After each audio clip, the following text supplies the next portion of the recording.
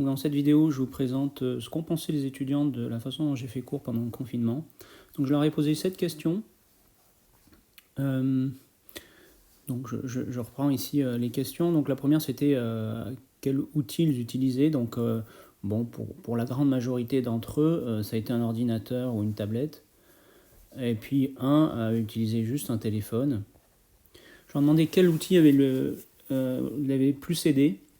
Donc il y avait 3 réponses possibles. Suivre les explications live, c'est-à-dire les notes avec tablette en direct, donc avec ma tablette personnelle. L'exerciceur WIMS donc, que j'utilise pour les cours, en tout cas de première et deuxième année. Et puis les notes WIMS et les deux. Donc les notes WIMS et l'iPad. Donc là, ils étaient un peu plus partagés, mais la majorité a apprécié le live vidéo. Alors live vidéo, encore une fois, c'est absolument pas moi qui me filme, hein, c'est donc ils ont la copie de la tablette en live.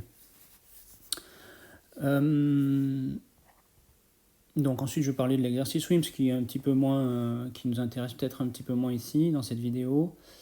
Alors l'autre question, c'était est-ce que ça a marché correctement pour l'envoi de vidéo, en particulier est-ce qu'il n'y avait pas de lag, des choses comme ça. Donc je leur posais la question quand je faisais cours. Et bon, vous voyez que la majorité m'a dit que c'était bien. Alors il faut savoir qu'ici, vous voyez qu'il n'y a qu'une quinzaine d'étudiants, un peu moins, 13 étudiants qui ont répondu. Il faut savoir que c'est des demi-groupes. D'accord, donc à l'UT, on a des groupes de max 30, donc là, des demi-groupes, ça fait une dizaine de personnes. Donc au niveau de... Alors là, c'était une question sur les cours en ligne. Donc là, en fait, d'un TD à un autre, d'un TP à un autre, ça diffère assez. Donc ici, ce groupe-là, il dit, donc une majorité, un 8 disent qu'ils se sont adaptés assez facilement, mais ce n'est pas tout le temps le cas, contrairement aux autres parties du sondage que je vous ai présenté, où là, c'était tout à peu près dans le même sens. Alors ça, peut-être une chose intéressante, c'est que je leur ai demandé est-ce qu'ils pensaient que c'était important de voir leur interlocuteur. Parce que ça, globalement, en tant qu'enseignant, ça nous manque un peu de ne pas voir la tête et puis exactement ce qu'ils font quand ils travaillent en ligne.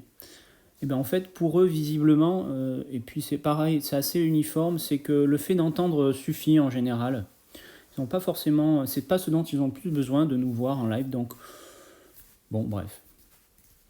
Voilà. Bon, et ensuite j'ai posé des questions